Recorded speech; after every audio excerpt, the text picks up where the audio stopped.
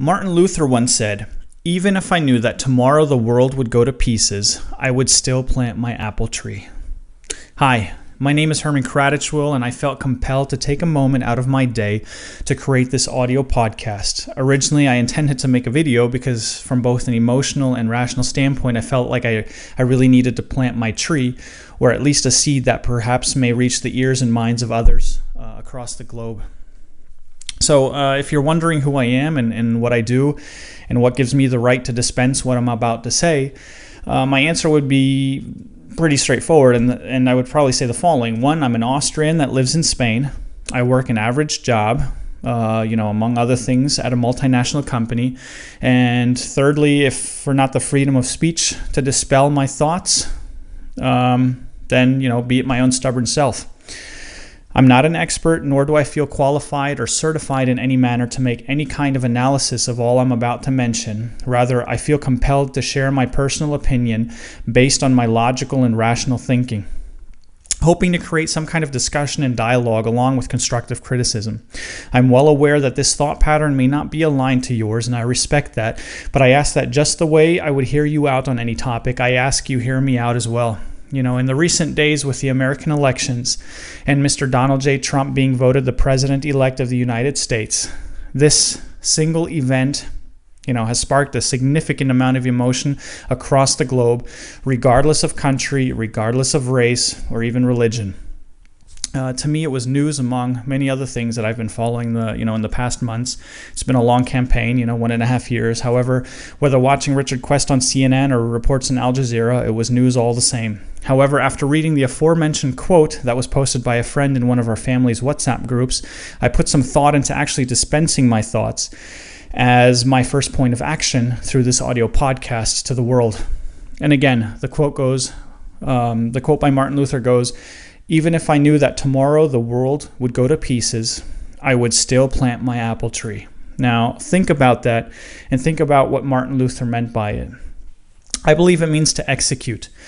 It is our call, our duty to take moral action and not accept what, in my opinion, is happening across the globe. So I make it my call and I make it my duty to take my first steps to rationally reach out to all of you, because I believe for a better today and for a better tomorrow if we listen and learn from the past.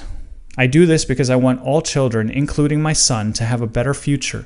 Now, you can call me crazy for making this podcast, but today's day and age has allowed me to do so, and I find it is in our obligation as adults that each generation go beyond themselves to better the world for the next generation. And by this, what I mean is not of kin, but for mankind as a whole. So on the contrary to what I hear a lot of people now say and what I read on Facebook and other sites and the news, what they're saying, this is not a moment to sit back and simply watch what happens. I fully enjoyed watching The Apprentice, the show from Mr. Trump. He was a great host, but as president-elect of the United States, along with what I've just read in his 100-day plan, I personally believe that many points head into the wrong direction and will have a ripple effect on a global scale. We humans tend to do the same thing over and over again. Just have a look at history. We always say that if something bad happens, we'll make sure it doesn't happen again. But take a moment, step back, have a look at the bigger picture. And to make it easier on you, let me kind of, throw my thoughts out there on what that bigger picture is. I could be absolutely wrong. I may be right, but I want we as a global community to have an open dialogue. So regardless of what you believe in, I believe we can work together as humans, as one species and race, no matter what passport you may bear, to enhance the global community for the better. Now, I'm not a historian, nor as I previously mentioned, I'm not an expert. I'm what Americans would call the average Joe. And, the problem with history is the fact that we humans seem to only understand what really happened in a recent period, just the way in business, in regards to, for example, performance reviews at your company. Yeah, you always remember the beginning, you remember the end, but everything in between is kind of is very gray area. And by this, I mean our parents and perhaps our grandparents. So, we're talking a rough 2-generation slot. I would say somewhere around a maximum of 100 years or so. But, I even tend to think that goes beyond many of us, because honestly, who of us or who of you thinks about what happened in 1916? Unless you're a historian that really cares, and aside from knowing that perhaps World War I took place during this period. But the fact of the matter is that, does it affect you today? Does it affect me today? Probably not. So I would say no. But that's my point. We let history repeat over and over again. But I believe that through curiosity, through learning, through reading, through studying, through dialogue and execution, we can look through the propaganda in regards to our forefathers and create positive change. It's in our human nature to be destructive. It's unfortunate, but the power, the money, the egocentric, our egocentrical society and so forth make us greedy, and I believe that greed leads to downfall. If you look at the cycle of history, we as humans have these phases where we tend to blow everything up, or something grandiose happens to our species, and by grandiose I mean bad. So let's take war as an example. Now, you'll probably argue with me and say, war is continuous. Just look across the globe, across the different regions, at what's happening today. And yes, that's true. And, I'll actually link a great website that shows you a timeline of, wars and events taking place. But that's not the point here. The point I want to make, if we look back at history and look at the bubonic plague as an example, something that devastated Europe, this is an event that in history we can't even imagine. Moments you can't fathom unless you live through them. It's like the Battle of Somme or Hiroshima or the Holocaust. A moment no one could have ever imagined. For those at the time, it must have been like the end of the world. And I think, if you don't live through that, you can't fathom that. Yet, I believe humans are resilient. As you see, we survived the plague, something that for them at the time in society must have been like on the edge of a miracle. That I think in effect had, it changed the social structure of Europe, a lot of depopulation. It created shortages of the working people. Wages hence rose, product prices fell, and I guess the standard of living increased due to that. Yeah. So the quality of life became better for the people at the time. However, whenever we as humans go through these moments, like both world wars, the Soviet famines, the Holocaust, we always tend to wonder, will we ever rise again as a human race? But the list goes on and on and on. And if you look back in history. The collapse of the Roman Empire, the Black Death, so the bubonic plague, Spanish Inquisition, 30 Years' War, the War of the Roses, the English Civil War. I mean, it's a huge list. And these are moments that have defined where we are today. And oddly, I find that, after these massive destructions, we usually come out in better shape as a human society, because the immediate effect things like that have on us is, we say, in quotes, we'll never let that happen again. So, we work together, we share, we support, and we help one another to regrow until all that greed kicks back in. And I believe that we are now at another defining moment in history. You could say it was the 80s. You could argue that it was the 90s that played a major role, but look at the world stage now. To me, it's like the dot-com bubble in a human scale, on a human scale that's about to burst. We all think that, everything is fine. We brush it off and we say, okay, so let's see what happens, or let's make the best of what it is. The problem is things begin spinning out of control very fast, and we begin massive destruction of ourselves. To us now, it may not be prevalent or visible, so you can call me crazy, but it's hard to see and it's hard to understand, because we as humans, we're always caught up in our human-natured emotions. We feel left alone with no one looking after us. We feel insecure because jobs are moving on a global scale. We feel fear because others have more and we have less. But once it all happens and destruction moves in, only later do we notice and make sense of all of it. That's just simply human nature. So take the Battle of Somme as an example. The assassination of a single person, the Austrian Archduke in Bosnia, led to an event that killed 17 million people. 17 million plus people. So if you put that in perspective, and and this cycle, as with previous mentioned events, it just happens over and over again. I'll get to a couple more, and just to throw some out there. A few people warned about the events that would lead to World War I, but they were dismissed. And I'm not here to warn you about anything, but something at that time was wrong, and no one did anything about it. The same way I believe many people today dismiss Putin, dismiss Trump's election and the Brexit, amongst other things. But if you look at history, World War I ended, and we vowed something like this would never happen again. But then, as the years went by, people began feeling that their countries were spiraling out of control. Destiny was not going the way they pictured it. So do you see any similarities there to today? An example would be the refugee crisis. What happened next? Charismatic leaders, they capture this mood, and they single out some kind of scapegoat, to point to. These populistic politicians use rhetoric, that has absolutely no detail. They only drum up anger, they drum up hate. And we, the people, then led by emotional fear of not having anyone or any more, feel as if everything is being taken from us, and we begin moving without much thought or knowledge, needless to say, nor any logic, and begin actioning for the bad. I mean, look at modern-day Hungary as an example. Do you find any similarities to the past? History goes over and over again. I mean, hopefully, we all know Hitler. You've probably heard of Mussolini, of Stalin. So, what about modern-day Putin and Mugabe and several others? Take a look at Mugabe, for example.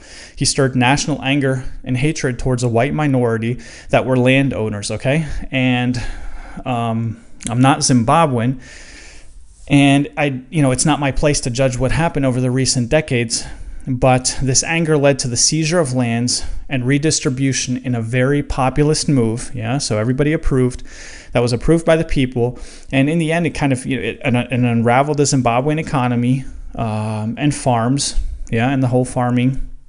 So agriculture, it left people across the country now with land, but everybody was starving. So it takes some time, to Google that up and, look at the famines of the Soviet Union or the Chinese communists.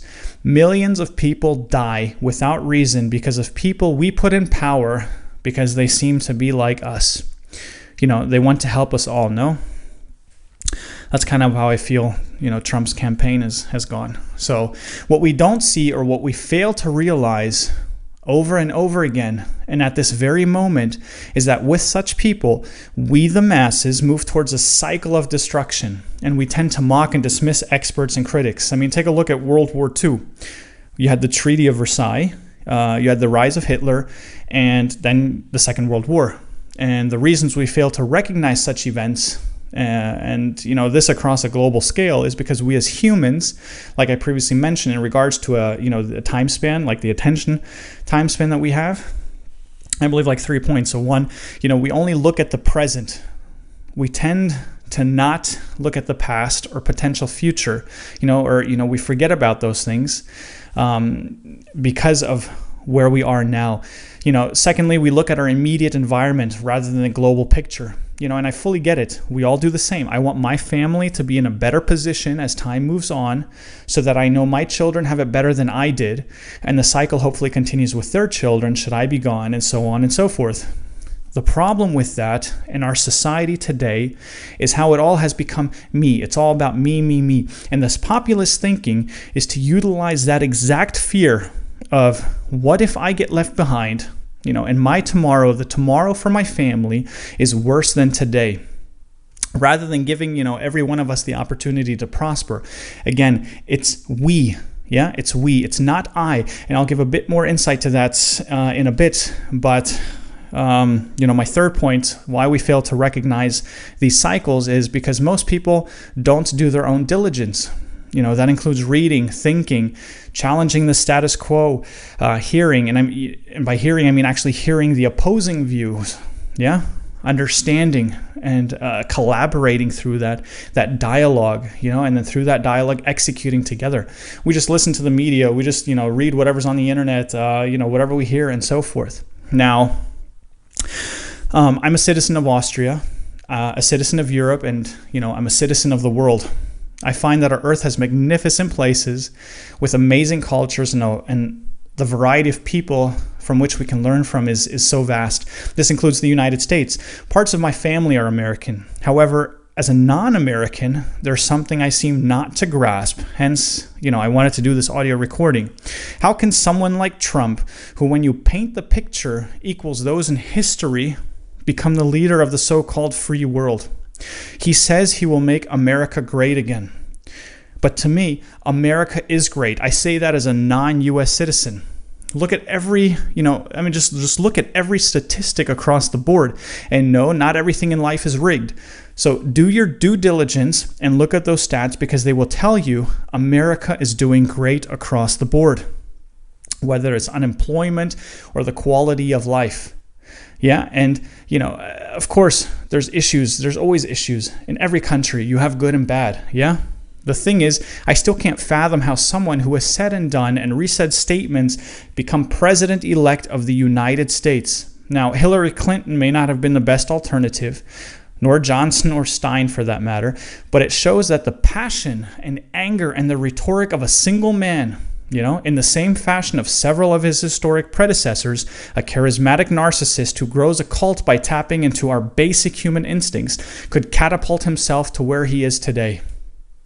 You can point the finger wherever you want. You can point it to the media, point it to other politicians. You can blame society, wherever you want to do. However, if you take something away from this, then it's that history has shown us time and again that when so-called leaders of the people become boss, history plays itself out the same way. And I expect politicians to be leaders of the people, but when I here we have a facade. So let me throw an example. Let's throw Putin out there, a great charismatic leader. Just watch some YouTube videos. You'll come across several, including ones in which he speaks to his staff and other important government officials. He's very impressive. He's utilized his persona. He feeds on the fear and passion of people and has created a cult surrounding himself. To me, Russia has become more of a dictatorship than a democracy. And I'm happy to discuss that. But, look at Turkey and Erdogan. What about Hungary, Poland, Slovakia, several other European countries, all moving in that same direction? Today, after, years of what we've been trying to build together as a human race, the right wings are waiting for the tide of people to turn their way. So once the time is ripe, they want to feed on their fears of the masses with the exact same things that history does over and over again. It's all about job insecurity. It's about crime. It's about our, civil liberties and freedoms. Just Google a Hitler speech. You'll find the same things. We as humans cannot let history repeat itself. We cannot point to anyone and make them a scapegoat. No people, no person, no nothing. We alone are responsible for our destiny. Not globalization, not immigrants who supposedly are taking jobs away, not an open market allowing people the freedom of movement. We need to, we must ask ourselves what our Archduke moment will be. What small event will trigger a massive ripple effect? So rather than coming together, what we see today in the world, if you look at the news, we see Brexit, we see Putin, we see Trump. Everything is moving towards this isolation, and the world no longer works that way. Yeah. And, I get people who feel that things should be like the good old days, but we cannot live in isolation. We can't go back to the Cold War. We've made so much progress, but, to me, we are in the good old days.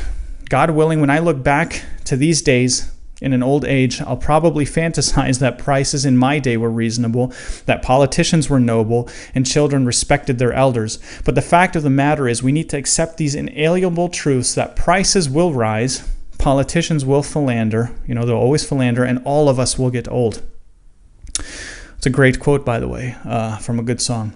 The world is interconnected today.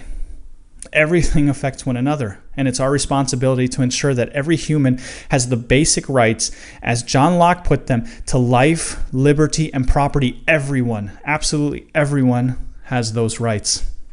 I don't care what passport you hold. We no longer can afford to live in isolation. We can't build a wall in the U.S. southern border. We can't have a fence going around Hungary, because when that moment comes in our future, then in the future past that, there's going to be historians that will trace nice little lines back to, the things which we may now consider unrelated events that, however, in our time had a major political and social shift, kind of like Brexit. Just like the Hungarian fence or Trump's election now. So, anyways, let's go back to the Brexit. I'm a proud Austrian, yeah, today. In that regards. But believe me, growing up, I ask people that know me, I would not have the same stance as I have as an Austrian today. However, even more so as a proud Austrian, I'm a prouder European and an even prouder world citizen. I enlighten myself, my family, and we expose our child to other cultures, to other ways of life, so he too may contribute to the world and to have a better understanding and respect of how we as a race of many people can come together and have that understanding and that respect, because putting all cultural differences aside, we need to come together. Excuse me, the problem with the Brexit is the fact that a group of angry people want to fight. And this has easily inspired other angry groups of people to start a similar fight. Now, with where we stand in history, everyone begins to become empowered that they too may win. So all these angry people feel like suddenly, hey, we can create our own little country, our own little nation, our own little tribe. This thinking goes back to our greedy nature of I. It does not allow our children, to whom we are responsible to, the opportunity to prosper. We're fracturing ourselves. And as fathers and mothers, I ask you, is that what you want? It's just like a nuclear explosion. A nuclear explosion does not occur when one atom splits and suddenly the bomb goes off. It's a chain reaction. The first atom splits, which causes, other atoms near it to split, which in turn causes multiple other atoms, near it to split, and so forth. So, you get the picture. This exponential increase in the way that the atoms in a nuclear bomb split and their combined energy are what make the bomb. That's how a nuclear bomb functions. And if you look at what is happening today, with just a few of the examples I gave you, whether it's Russia, Hungary, the United States, and perhaps even soon my passport nation of Austria, this exponential increase in populism politics, feeding on the masses, feeding on the delusional anger, the delusional fears, stirring hate, to make that atom split is going to harvest us nothing more but destruction. I'd like to take an excerpt from a great article I recently read, and by Tobias Stein, who also inspired this whole post, this whole recording, and to quote the following to give you insight, how a Brexit could potentially cause a chain reaction for a potential war. And to me, this sounds more than plausible. So this is just one, scenario. So have a listen. If you take the recent Brexit that we've seen, let's say Italy or France have a similar referendum and it succeeds. Now, considering all the world events, let's say Le Pen wins the election in France. We now have a fractured European Union, and I'm very pro-EU. And despite its many awful faults and bureaucracy, the European Union has prevented war in Europe for longer than ever before. The European Union in its form today, considering its economic and political power, has been a major force in suppressing Putin's military ambitions, especially towards the Baltics. Yeah, the collaborative sanctions Europe has put on Russia have hit the Russian economy. It's also helped temper and kind of dampen Russia's attacks on the Ukraine and so forth. So now Donald Trump has suddenly won the U.S. elections. And Donald Trump wants to become an isolationist, if you look at some of his policies. This weakens NATO, in Europe. And he has already mentioned, on his campaign trail that he would not automatically honor any NATO commitments in the face of a Russian attack on the Baltics. Now, personally, the whole NATO discussion is something else, but just so you know the background, we now have a fractured European Union, along with a NATO that has been weakened, meaning that Putin, who is facing a continuous economic and social crisis in Russia, somehow needs to defer attention to some foreign distraction, and he needs the Russian people to support him in doing so that, Russia, the people of Russia no longer focus on the country, but on something else outside. So Russia funds the far-right anti-EU activists in Latvia, who create a reason for an uprising of the Russian Latvians in the east of the country where we find the European Union borders with Russia. Just the way we recently saw it in the Ukraine, now Russia suddenly sends so-called peacekeeping forces and in quotes, aid into Latvia, just like they did in Georgia as well. He then annexes eastern Latvia, just as he did eastern Ukraine, and they both have similar populations. Crimea has roughly 1.9, and Latvia should have just over 2 million people. So suddenly we have a divided Europe where the leaders of France, Hungary, Poland, Slovakia, and others are now pro-Russia. They're anti-European Union, and they overrule any call for sanctions or a military response to what Russia is currently doing. So now if you take into consideration Trump's stance on NATO, the response of NATO is slow, and either way, the United States does not want to be involved anyways under a Trump cabinet. So now we have a free-moving Russia with no resistance to move deeper into Latvia, eastern Estonia and Lithuania, so the Baltics, and considering this move, the Baltic states now declare a war on Russia and start to retaliate, which is logical because their sovereign territory has just been invaded. Now, part of Europe sides with them. Some countries, are going to remain neutral, and a few others will side with Russia. The big question is, what's Erdogan going to do with Turkey? And what role is ISIS going to play in all of this? That's kind of the question. So, and then if you think about it, considering all of the people involved now, you could go down and actually say who will use the first nuclear bomb. Now I'm taking it to an extreme, but you get the picture.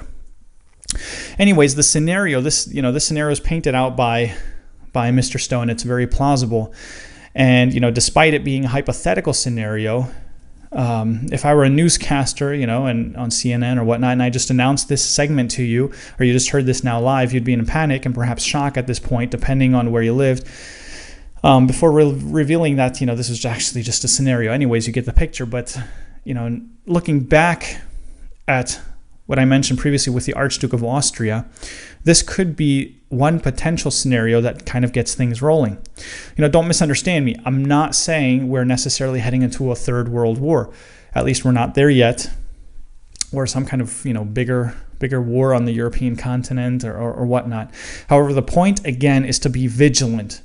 It's to remain logical, to continue being passionate, but for the right reasons. Because we, the people, each one of us, are responsible for who we allow to what we in society call rule over us.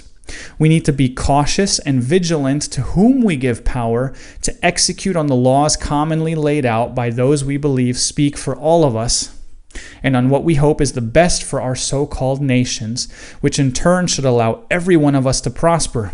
Yet what we see in the world today is simply, it's a fracturing. It's a fracturing of ethnic groups and countries. I mean, whether it's Catalonia to the Hungarians of Romania, from Scotland to northern Cyprus, the list goes on. But from, we classify people based on religion, to the separation of, rich and poor. We try to fill the gap of the middle class.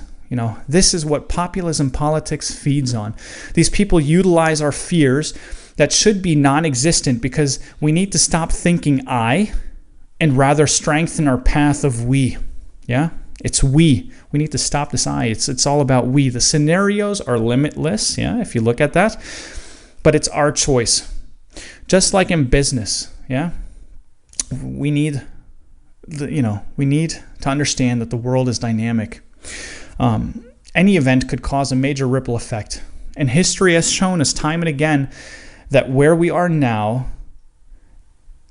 I believe, we've reached that fork in the road. Everything has been leading up to this point in history. And if history is right, we'll take the road of evil, because what each one of us in our microcosms believe to be best for my kind rather than for all is usually the road we take. We the masses will not see it coming, yet we are the ones that will feed it. Unless each one of us makes that choice to put out their hand and welcome the neighbor. It's to plant that apple tree. It's to collaborate. It's the dialogue. It's the working together. I'm not superior to you or inferior to you. I fully understand the eventual consequences of this audio. of this podcast, the potential sarcastic, whatever dismissive comments, and what I mentioned on some of our current world leaders around Brexit, around my comparisons to Hitler, and anyways, who am I to assess the world stage? But, I just want to spur discussion, to have each one of us benchmark our moral ideals for society, for us as humanity to define what our children will look back on. As Mr. Stone says in his article, ignoring what is happening is like a doctor telling you to stop smoking, only to find out that you have developed cancer years later. One little thing leads to something else which could have been prevented if we all rationally sat down, listened, and reasoned with ourselves. Not as ethnic groups, not as regions, not as nations, but as a global community.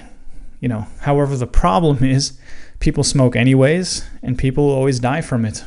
Unfortunately, or fortunately, depending on how you want to see it, humans are simply wired this way. So I don't want to sound pessimistic. I have faith. I want action. I want understanding. I want all of us to listen. I do not want a battle of Somme, because you may label me nuts, but my rationale tells me that this is just the beginning. Ask all the Turkish teachers, if you're looking towards Turkey, ask all the Turkish teachers, the journalists, the lawyers, all the Russian dissidents in jail, those, in French hospitals due to terror attacks. We as people cannot become divided, especially not based on our passport country. We cannot be put into fear because we as masses believe that others will take jobs, that society is breaking down, that crime can only be dealt with through the renunciation of civil liberties.